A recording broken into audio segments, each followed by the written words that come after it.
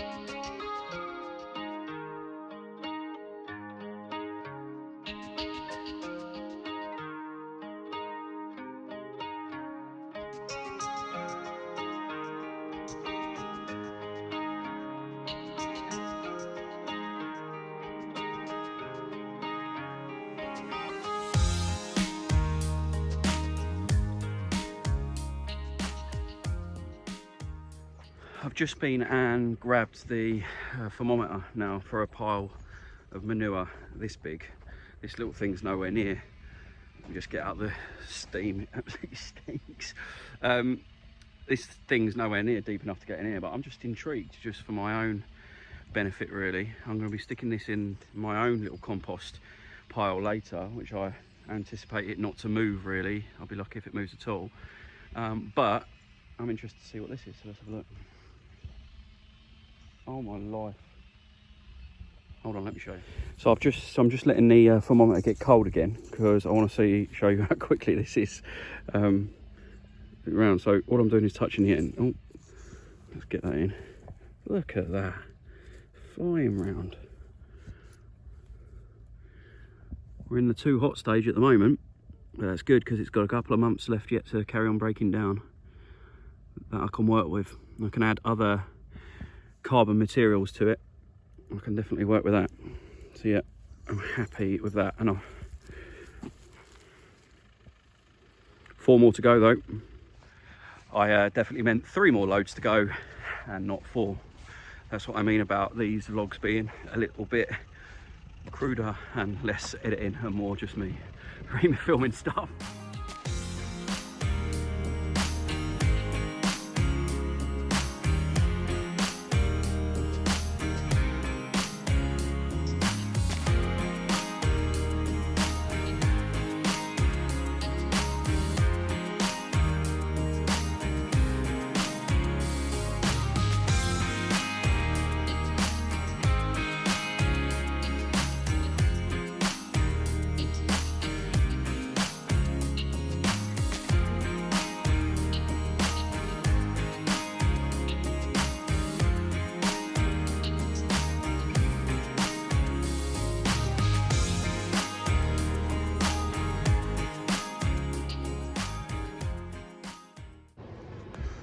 Right, so there's nothing really going on in there.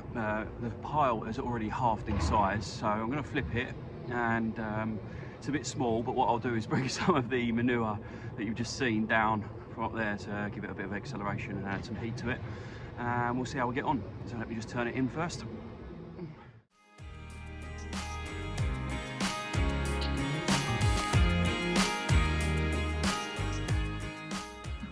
Oh, it's definitely chilly out there still, even when you're working. Yeah, so what you've seen in this video is an example of a hot compost heap and one that's very, very cold. I mean, you could start seeing the signs of breakdown in the very centre, the very, very centre. But that is it. A lot of the green stuff's turned brown naturally. There was a tiny bit, you know, about a 10-15 degree increase in temperature in the very, you could feel it in the very centre, but other than that, so the compost pile is not big enough, nowhere near, which is as anticipated because I've run out of stuff. I thought I had more stuff than I did at the time. So again, that's a learning for me to take away. But what you do know now is I've got a steaming hot pile of cow manure up the road. So I will bring a barrow, or over the road I should say, I will bring a barrow of that across tomorrow when I'm back here tomorrow morning and add that to that compost heap, which has now been aerated a little bit after being battered by the weather, albeit covered, but you know, it's compacted quite a lot and there's very little air in there at all. So incorporate some of that manure in there to try and accelerate. It's obviously warm, it's obviously full of nitrogen, and try and accelerate this mini pile. All I'm trying to do here is experiment with making my own compost. This is a sort of loosely based on something that Richard Perkins has put online in this fast composting. Obviously I've not got it right first time. I've never done it this way before. I've always just let it do its thing over a long period of time, but it'd be great to have some different compost you know, ready at different times of the year, as opposed to just piling it all up and waiting, you know, 6 months to a year for it to rot down. It'd be great to try and do some accelerated piles for, you know, just to have as a mulch when I change beds mid-season, and then obviously I'll still have to ship in bulk compost and bulk organic matter for the season changes. But everything's a learning, and you know, like I say, there's not enough, especially this time of year when it's naturally colder around, there's not enough nitrogen in that pile to get it going and get it heated up to where it needs to be. So that's what I've got to do something about, which is great. Right, I've got to shoot to the shop now and drop off this ginger and a couple of other bits. I shall show you the shop in Brentwood that I'm supplying with vegetables, some of my own, some sourced in, and I might be back on the farm this afternoon. We'll see. If I am, I'll make sure I film it. As I'm just walking out this field, let's have a quick look at what's coming out of this pond that they're digging.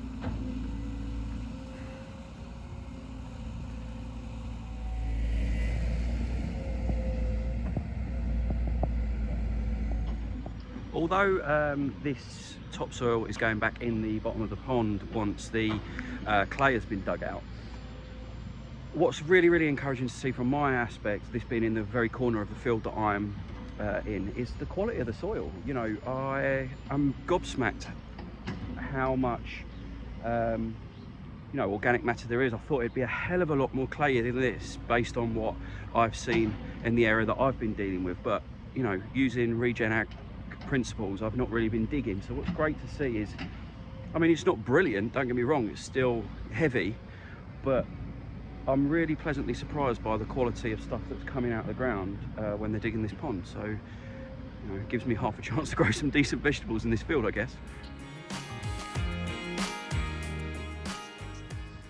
Okay, so I finally got here to the shop, sourced this ginger locally.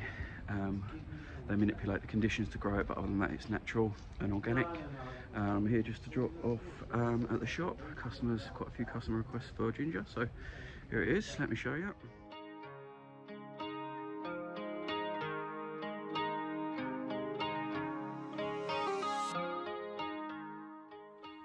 Right, I've just walked in the house, remembered I didn't film a bye to the video, so it's about 2 o'clock, my day on the farm's done, and I hope you'll think about joining me tomorrow. If you liked it, hit the thumbs up, think about subscribing so you don't miss it, and any questions that you want me to try and answer in these vlogs as they go on, stick them in the comments below.